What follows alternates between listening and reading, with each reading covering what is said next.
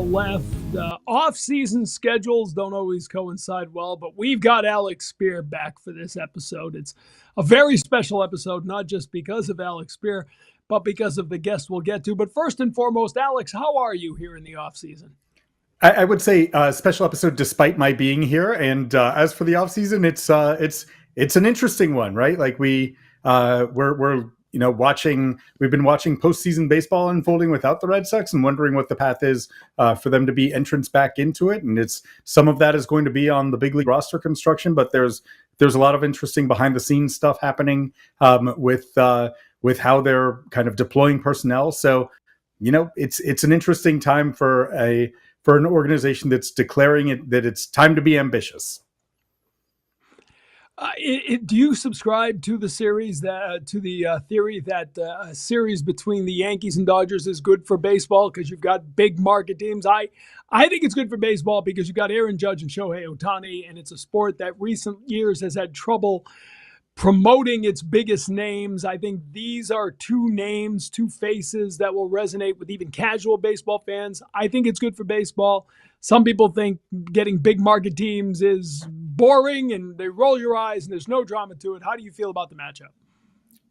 Superstars are awesome. Like, we want to see the best players in the world playing with the most at stake. Like, the reason why we're going to be talking about the 2023 World Baseball Classic is because it finished with Shohei Ohtani punching out Mike Trout, like two of the best players in the world in a matchup that we just hadn't seen before. It was super. I think that there's an opportunity for a lot of that kind of drama to be unfolding in this World Series.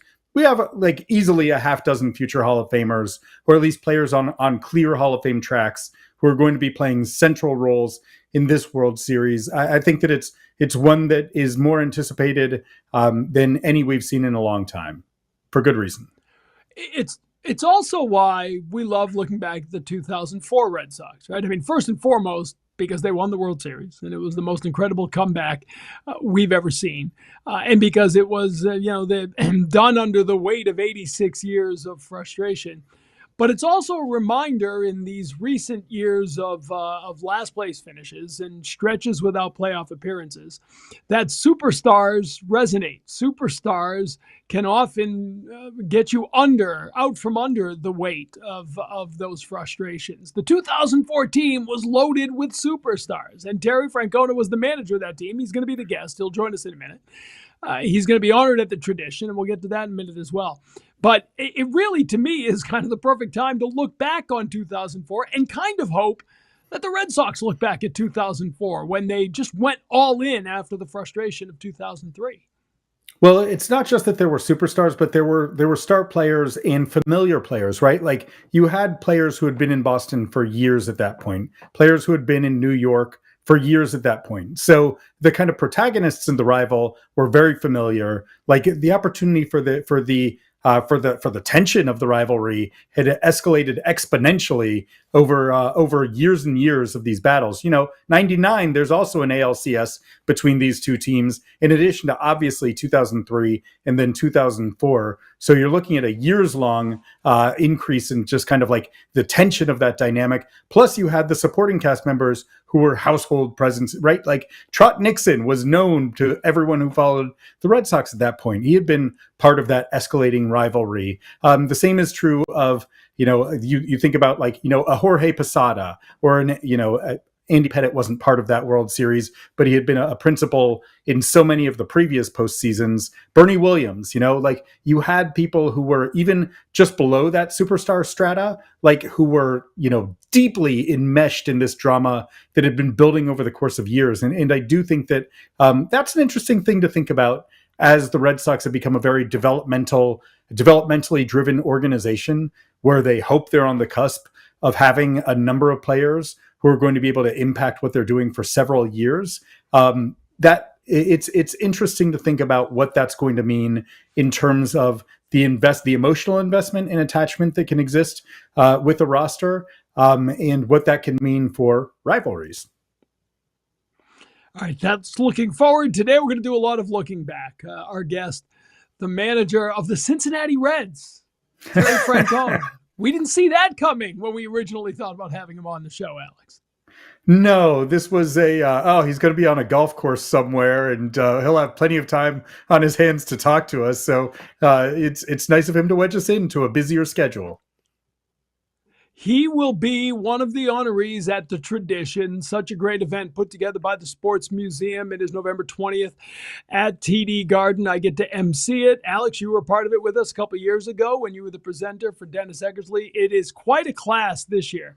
Terry Francona being honored, and he's bringing Kevin Cash, the Rays manager, former Red Sox catcher, as his presenter. Rob Gronkowski will be there along with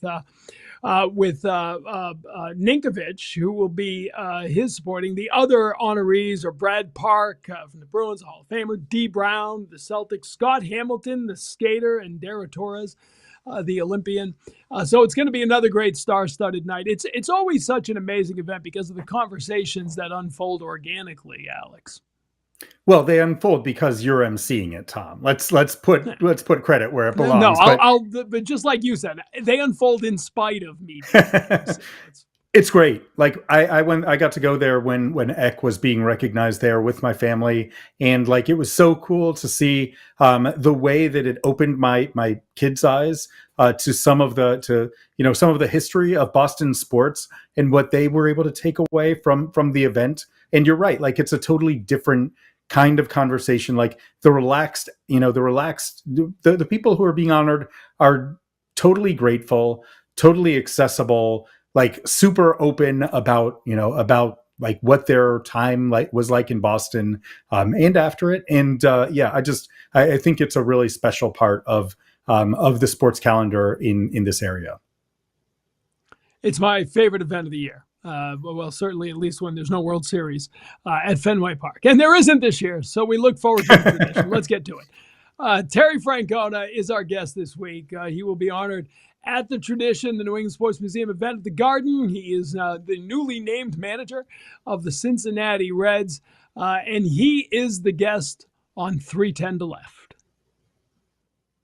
So Terry Francona joins us now, coming back to town for the Tradition. We'll get to all that, but we got to start with the news here, Tito. When we first started lining you up, you were unemployed. We thought you'd have plenty of time to talk to us. Now you're getting ready for a season. Congratulations on the Reds job. You and I were golfing in that event up in Maine, the Drive for Kids this summer. And I remember you said something along the lines, if I felt healthy, I'd still be doing this. Well, clearly you're feeling healthy. Talk about the decision and how you came to it. Well, first of all, I loved this past year. I mean, I needed to not be working. And that's hard to tell yourself that. When you tell yourself that, you're probably a year late. And I thought I took a step back for the right reasons. I think I'm taking the job for the right reasons. It was kind of the same feeling as when I went to Cleveland. Like, with the people, I was about 40 minutes into talking to them, and I heard myself saying "we," and I'm like, "Whoa, slow down." But it happened fast. I've gone from 0 to 100 in 2 days. But the more I'm around these people, I enjoy the heck out of them. That was important to me because I didn't have to do this. I just, going through challenges with people that you kind of, you respect and you care about. I get a big kick out of that. So I'm kind of I'm looking forward to it. And I'm kind of revved up. Yeah, I think back to like after you retired as a player and the stories that you would tell about like when you were taking real estate classes and looking like very much like a fish out of water. I'd like probably, a fish on a basketball court or something. How at that point, you were a man in search of figuring out what you wanted to do with your life, right? Like you seemed like you were totally out of sorts. What was this last year like? Like in terms of, what would life away from baseball look like for you now? Well, first of all, I got to correct you. I didn't retire. They retired me. So let's just knuckleballer. You know what? It's funny because I really didn't miss the game as much as I thought I would. There were aspects of it that I missed, the fun in the clubhouse and things like that. But like I said, when you're that beat up, I knew I needed to not be doing it. all the things I think you need to have to be a good manager. Energy and patience, and when you start to lose those things, the job becomes harder. And I thought I was letting people down, and I thought I was relying on the coaches too much. And I just felt like it was really, I didn't want to overstay my welcome. Um, I played golf this summer. I babysat grandkids. It was a really good year. I went on some golf trips. Um, and again, when this happened, it surprised me. But then the more I started talking to these guys, I got revved up in a hurry. With the Reds, what specifically are you revved up about? Like, I have a 10-year-old son who thinks that Ellie De La Cruz is like the coolest player in baseball history. What really kind of got you going when you were thinking about the we of Cincinnati? Well, one, I agree with you. In fact, I'm going down to see Ellie on Monday down to the Dominican. But when Nick and Brad came out, first of all, they came out to Tucson, and we did this in my living room, which blew me away. I couldn't believe that, one, they would fly out, and then they were comfortable enough just to come to my house and sit in the living room. So the atmosphere was easy from the get-go. And they reminded me so much of the guys in Cleveland. And I don't always want to come back to that because I know people don't want to hear that. But I had 11 years in Cleveland where I felt like they made me a better person. Shoot, by the time I got done in Boston, I'm not even sure how much I liked myself. Like, things were just, you start to lose patience, and it's not a good trait for a manager. So aligning myself with people, first of all, was the most important thing. So this past week, the documentary came out on Netflix, right? The 2004, the comeback, the look back at the Red Sox. And you had a great line in that at one point where you just basically said, I am at peace in shorts and a t-shirt, in an office, in the clubhouse, talking baseball with the guys. Like, when you boil everything else away, is that what it's all about? Is that where your passion is? TC, I don't remember saying that. I don't, the Barnacle boys were out here, and they better make a good Netflix thing, because they were here all day. You know what? That's where I'm comfortable, TC. Like, I that was one of the things I missed, was going to the ballpark, throwing on your shorts, putting on your flip flops, and trying to figure out how we're going to beat somebody's ass. And that, to me, is really fun. But and let me take that a step. Hasn't changed, right?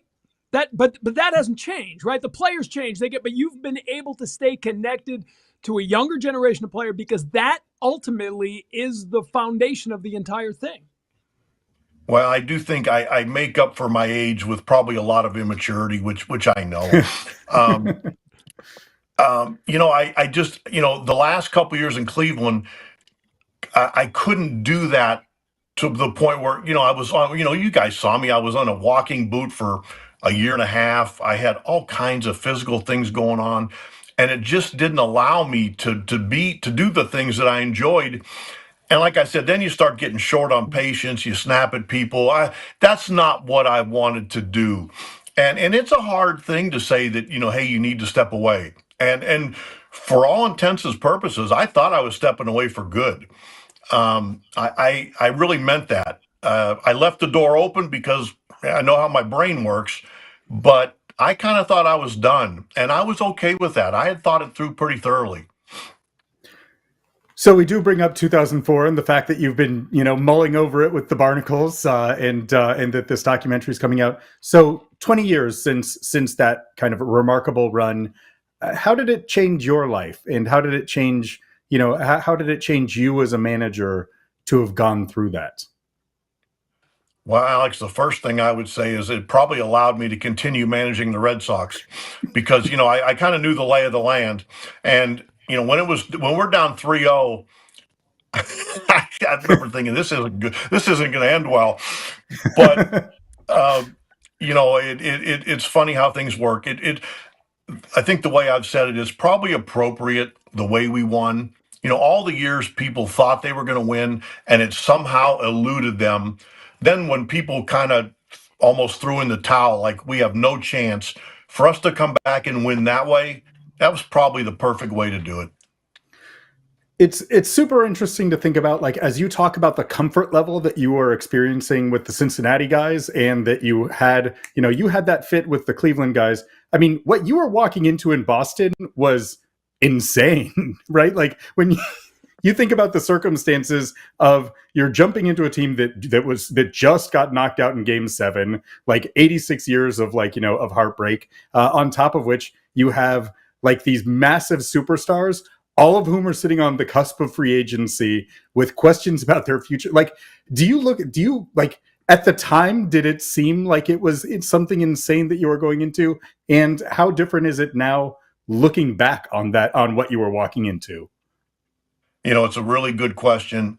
I think I was so naive coming into it, and I think it actually helped me. I remember showing up the first day of spring training, and Manny was telling everybody the Red Sox had put him on eBay, and and he didn't want to attend the first meeting we had. I mean, so I got indoctrinated right from the first day.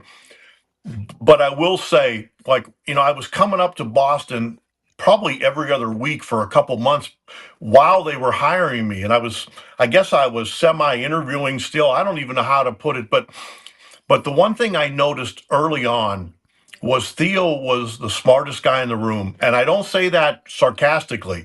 And you better try to keep up with him.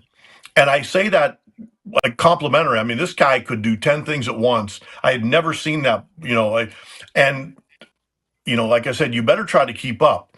But like in the winter meetings and things, he would come back to the suite and he'd have 10 things going at once, and I'd be like, whoa. And that's just how his brain worked. And I knew I was around somebody that was going to figure out a way to get it done. And that's why when he went to Chicago and everybody would ask me, hey, what do you think? My answer was always the same. He was too hardworking and he was too smart not to build a winner. And he did. The crazy thing, Tito, is this is the story of the 2004 Red Sox World Series championship. Okay, it's a 3-part series. I don't think you're in episode 1, because episode 1 is about '03 and 86 years. And it was almost a reminder that even the documentary has to begin with the weight of the history of the Boston Red Sox, right? That's what you were coming into. When you first came into that, like, how did you get your head around it? How did you compartmentalize it? How did you make sure that you weren't going to get crushed by the weight of that history? TC, I can remember I was down at Georgetown speaking to their baseball at a baseball event for their coach. The guy's name was Pete Wilk at the time. And Mike Barnacle was there with one of his sons. And he walked up to me, and this is, I think, the day after the meltdown in New York. And from my point of view, from an outsider, I had been in Oakland. You guys had just beat us to advance.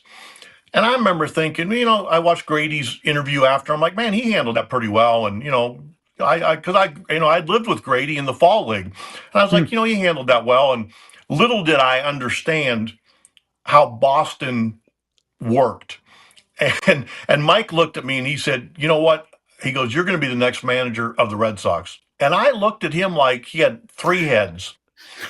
and about 10 days later, I was interviewing. And from there, things kind of happened fast. But I fall back on being a little naive. I think really helped me. I didn't feel the weight of the world.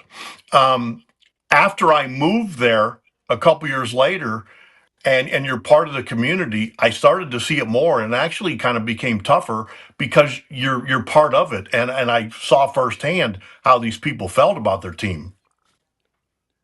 It's addressed in the documentary, but we tend to think of July 24th, the Tech A-Rod moment, the trade deadline, the Nomar, like that was it. The next day, you didn't lose another game, but you actually kind of struggled for the next few weeks. It didn't happen overnight. You were still trying to get that team to reach its potential almost all the way into September, weren't you? You're right. Everybody points to that fight with, and again, you're trying desperately to find your personality as a team. And I do think that helped. But like you said, Theo made those trades at the deadline, which we needed to do. We weren't defensively, we weren't good enough. And then when he made those trades, I'd say like 10 days later, things started to gel. And from about the middle of August to the end, I mean, we were rolling. That's what was so difficult was, we beat a really good Angels team and we swept them. And then before you can even take a deep breath, we're down 0-3. And it's like, no, no, no, this shouldn't happen. We're too good. But that's the way the game is. And it's kind of crazy. But, we had a team that could thump. We had really good pitching. But then when we made the trades, it allowed us to defend, especially later in the game, way better than we had the first 3 months. Yeah, how much from a strategic standpoint? Like obviously we've talked. Everyone talks a lot about the culture and the idiots and all that. Like from a strategic standpoint, how much fun were the 2004 Red Sox to manage in terms of being able to make flip over the infield in the late? Well, actually, like the whole field, right? Because you had Kapler going out to the outfield as well, to be able to make those kinds of changes, and then also like when you think about I'm curious when you think about '04, how much of it is locked in on bullpen management over the course of October and what it was like trying to squeeze that pitching, like enough pitches from the pitching staff through those like unrelenting games. Alex, this gives me a chance to talk about Wake for a minute, which is always kind of an honor. But in that third game when we were just getting pummeled, when Wake came down the tunnel with his spikes in his glove, he is sacrificing a start that how much it had to mean to him, especially after the way that last year it ended. And he went out there and took those innings because we knew if we had any chance at all, we were going to have to lean on that bullpen like crazy. And Wake sucking up those innings, I try to always remind people of that because I don't want it to get glossed over because it was so important. And I remember when he came out, it gave me a little extra like, okay, these guys haven't quit. So let's try to figure this out. It just gave me a little bit of extra oomph going into the next day. Yeah, I guess we should take a moment to think about Wake, and you got to be with him for 8 seasons, right? The last 8 seasons of his career, and it wasn't there were challenges there, right? Like there were moments that were extraordinary. What he did in 2005, like your pitching staff doesn't get you to the playoffs if Wake doesn't like have one of the best years of his career. At the same time, like you had to tell him that he couldn't start in the 2007 World Series. You also were kind of like you were trying so hard to get him to 200 wins in 2011 in a way that was mind-blowing. Like when you think about what it was to be with Wake, to have him be a part of the team over those 8 years and what you saw him accomplish, what does stand out for you? What stands out to me, one is what you're right. When he was nearing 200, it seemed like every decision I made was wrong or it didn't work. In fact, one day I went to him, I said, Wake, you figure it out. You tell me because I'm not doing this right. But I think the best way I could sum up Wake was if you were having a team meeting, here's the elder statesman on the team, and he is locked in on you while you're talking, and he's nodding and he's listening. He had been through this a million times. That was Wake. He was a professional. And then, what he did off the field, he and Stacy, I just don't ever want that to get lost in the shuffle because he was an extraordinary pitcher, but he was a more extraordinary person. There's no doubt about that. That's so well said. The work you got from all your pitchers, and we had Keith Foulke on the other day, and I always said if there was an MVP for the postseason, not any one series, but if there was an MVP for the playoffs, he might have won it in 2004. And those 3 nights against the Yankees, I think he threw 100 pitches over 3 nights, 3 consecutive nights. And he said you guys sort of had the agreement that he would come to you and let you know if he was unavailable, and he certainly wasn't going to do that. How much did he mean to you? That 2 2/3 to begin that, right? That was the first of the 3 consecutive days. What did Foulke mean to you to be able to anchor it down back there? So, TC, you got to remember, so I went back, in 03, I was the bench coach in Oakland, and Foulke was our closer. And when I was interviewing in Boston, Theo and I think it was Jed Hoyer and Josh Burns, they were asking me questions. And they said, what would you do here if you, and I said, I would get Keith Foulke. I said, I'm telling you, the guy's unflappable. He does it with a changeup. He doesn't throw 98, but he will take the ball. Well, so if you fast forward, 9 or 10 months, he kind of proved that out. And there's that trust that when you're around guys, and like you said, I trusted him that he would tell me that if he couldn't go, he was going to tell me. But that would have really surprised me because he was going to figure out a way to go. And like you said, there was a lot of guys like I get a little irritated when people don't bring up Derek Lowe, because we had to tell Derek Lowe going into the playoffs he wasn't going to start, and he wanted to shoot me. He was so mad at me, and then for him to do what he did, it was incredible. And that's on top of us telling him he wasn't going to pitch or start. If he doesn't do what he did, we had no chance. There's a moment in the documentary, and we all lived it, right? So we were all watching every minute. You lived it in the middle of it, and you kind of sit down to watch this thing. You say, "Oh, I've seen this all before," and then sure enough, you're on the edge of your damn seat, like you don't know how it's going to come out, And the moment that really brought me back that I hadn't thought about in a while was A-Rod slapping the ball out of Arroyo's hand, and what that could have meant in a pre-video review era.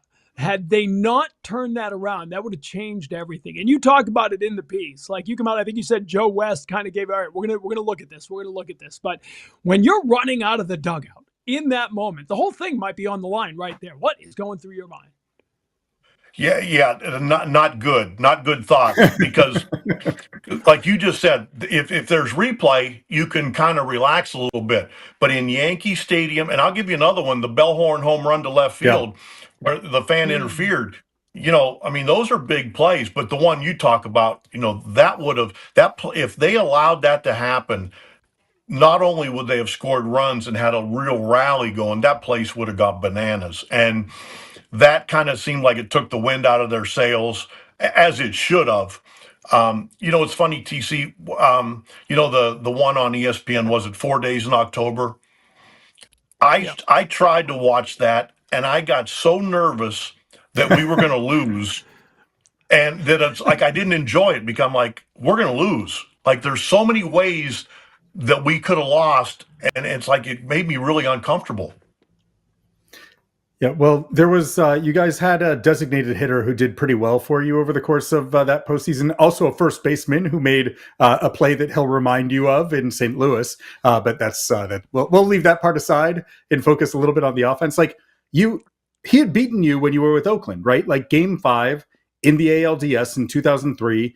He had been terrible that series, and then all of a sudden doubles to Foulke in like the blinding sunlight, and the Red Sox advance in that 03 ALDS. So you'd seen it, but how did your expectations for who David Ortiz had become align with like this mythical thing that happened in 2004 through really 2007, through 2007, first part of 2008? I think some guys come to Boston and Boston doesn't fit their personality. And I think it's real. I think when we were acquiring players, you kind of needed to check that, because some guys Boston wasn't built for them. It was the opposite for David. It brought out his personality, and I saw early on, because I hadn't been around David, but he was a smart hitter. And then when you have that much talent and you're that strong, he was able to do and he never shrunk from the moment. And it was like, Pedroia at second base. He was such a good second baseman, but his best play always seemed to be when the game was on the line. That's how David was. His best at-bats were always with the game on the line. I kind of hate that statement, like I stay within myself, because I stayed within myself and it got me released. But David didn't try to do more because he didn't have to. He knew he could reach that left field wall. And he would go up and watch video in between at-bats. He was just, it's a good feeling when he's on your side because you feel like you got an extra weapon. So, you like there are these people who took on in Boston history, kind of mythical status as a result of, right? Like, like they're being talked about in subsequent generations. My kids weren't born during that time. They're learning about, like, what they're going to be watching this series, right? At the same time, like, because of that, like, of that scale, the scale of controversy is massive, right? And you refer to that in the documentary. You talk about how there are fires to be putting out every day. Does it blow your mind to think about that part of it? Like, whether it's, Pedro leaving on opening day, like, Pedro not talking to the media after the start on opening day, or like there were, people waiting in line and sleeping outside of City of Palms Park in spring training and paying $1,000 for Red Sox Yankees tickets to a spring training game, or like, the whole, like, managing the Nomar dynamic throughout that season. Pedro not going with you guys in games before Game 6 in the ALCS, and then, like, showing up in Game 7, and like, does that part still happen in baseball? Like, do you have to put out brush fires of the magnitude that existed 20 years ago, when it felt like this was like a Greek drama that's unfolding before us? As a manager and coaches, you're always putting out brush fires. I would say in Boston, they are full-fledged, I mean, and I think what I said was, if there wasn't one, somebody would find one or make one up. That's why I think to manage in Boston, I think you got to be younger, and because it takes so much energy. I know when I come up there for a 3 or 4 game series now, I'm exhausted when I leave, and I'm the visiting team. It just, and that's why I think Alex has done so well, because he's younger. He can handle that. He played there. He knows the lay of the land, and you, because it is different. And if you don't recognize that, I think it's going to kind of find a way to kind of sneak up and grab you in the rear end, because it's real, and you got to stay ahead of that stuff. Well, it's going to be different when you come back in a few weeks for the tradition. It's a great event, and we're so excited to have you be part of it. I'll always remember when we came on the air on Nesson, right after Game 4, you guys were in St. Louis. We're back in the studios. I think the first thing Jerry Remy said is, we will remember every name on this roster, every coach on this staff forever as Red Sox fans. They'll never have to buy a drink in this town again. And when you come back, for so many fans, it's like 04 is back in a lot of ways. What is it like? Forget the baseball. Forget when you're trying to manage against the Red Sox. But when you're walking the streets of Boston or coming back for something like this, how does that feel? What is the connection still between you and Red Sox fans like? TC, one of my favorite things is, like, when I get out of the cab to come into the ballpark, seeing the guys that at the gate at like 1:30 in the afternoon. They're the same people. They've been there for 50 years. And it's like coming home. And I love that part of it. You walk into the clubhouse, you see the clubbies. I mean, to me, that's baseball, and they're the same people. It's Joe Cochran and Foulke and Tommy McLaughlin. I mean, that's the fun part of it. And as you walk down the little concourse there, you see pictures of guys jumping on the dog pile and holding up a trophy. Yeah, it feels good. It's supposed to. I try really hard to stay in the moment. I think I'm good at it, but shoot, man, I tell people those 4 days against the Yankees were the 4 funnest baseball days of my life. The great thing about this format, the tradition, is you get to bring a friend. We call him a presenter, but the two of you are going to sit and talk with me. And for you, it's great because Rob Gronkowski is also part of the night. So no matter what you say, it won't be the craziest thing anybody says. You're all set. But you bring Kevin Cash. Now, was that before you knew you'd be managing against him again and it was too late to get out of? Or, I know you guys have such a great relationship. Yeah, it was before I knew, for sure. He's so special to me. When he was a backup catcher with the Red Sox twice, I noticed early on he had a bigger voice in the clubhouse than you would think a backup catcher that was probably hitting 180 should have.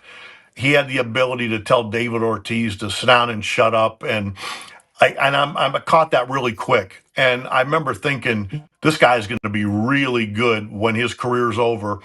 And we brought him to Cleveland, and we knew we were going to lose him, but we lost him quick.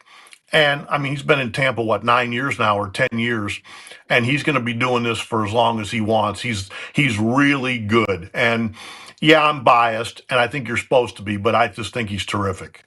And I'll never tell him that to his face. Well, we'll see whether or not he's a viewer or a listener to the podcast. It is interesting, though. I think that now he's the longest tenured manager with any team in baseball. AC is getting up there, right? Like, obviously, he had a year off in the middle, but he's going to be he's actually under contract to manage for longer in Boston than you are. You know what this job is like. Both its draw and also what it takes from you. Are you surprised that that the generation of guys who played for you are now going to are not just managing, but they're in it and staying in it for as long as they are? I'm actually really glad some of these guys are, because when you talk about Cora and Cashy and guys like that, Dave Roberts, I think the game is better off that these guys stayed in the game, and then to see them have success. I mean, I remember when you guys were playing the Dodgers in the World Series back, how many years ago that now? I remember texting AC after a game. That was that one you guys lost. And I said, AC, I'm so proud of you. You did what you thought was right. You answered the questions and you move on. And they ended up winning. And I just remember thinking, I was so proud of him. It didn't work out that night, but I love the way he handled it. And the same with Cashy. I mean, they've stayed true to who they are. And that's really important in this game of ours. And I love them for a lot of reasons. Well, it's going to be a great event. We can't wait. The tradition at the Garden, November 20th, thesportsmuseum.org. By the way, just so you know, the Kevin Cash role was played 2 years ago by our own Alex Speier. Dennis Eckersley brought Alex along to be his +1 for that event. I was not as funny, but I was a better hitter than Kevin. So there we go. People ask me all the time, did you think Cashy was going to be a good coach or manager? And I said there were times when he was in the batter's box that I wanted him to be a coach. But I got a chance to watch him during the All-Star game and watch him how he interacted with people, and it was just, I sat there and I was beaming like a proud parent. Like, I was just so proud of him. I will say this about Cashy. Can't wait to see you guys. One moment that stands out for me, for Kevin, I remember being in the clubhouse in Cleveland after Game 5 in 2007 in the ALCS. You guys had fallen behind 3-1. Then Beckett absolutely dominated against, with a little bit of an edge, dominated. And I remember seeing Cashy sitting in the clubhouse at a dinner table with at a table eating with JD Drew and explaining exactly how you guys were then going to finish off the series. He was it was kind of his eyes were getting open and he was like, we're about to do this. And that was 2 games out. So, he was, he had a pretty good big picture perspective. He has a lot of good perspectives. He's solid. And there's a reason he's been in Tampa this long and is going to continue to. I give him credit. He didn't try to break the bank. He knew what made him happy. He's got his family down there, and the girls are, and JD's now, turning into hopefully a better hitter than Cashy. But, sometimes you want to reach for every last dollar, and it's just not the smartest thing to do. And Cashy's smart enough to know that. Well, we can't wait to see you guys at the tradition at the Garden. It's going to be a blast. Terry, thanks so much for spending some time. Great catching up. TC, Alex, my pleasure, man. It was fun talking to you. I'll see you in about a month, I guess. Can't wait. Sounds good to us. Good stuff. I'm going to go Terry iron Francona, my suit and make sure it's ready. Yeah.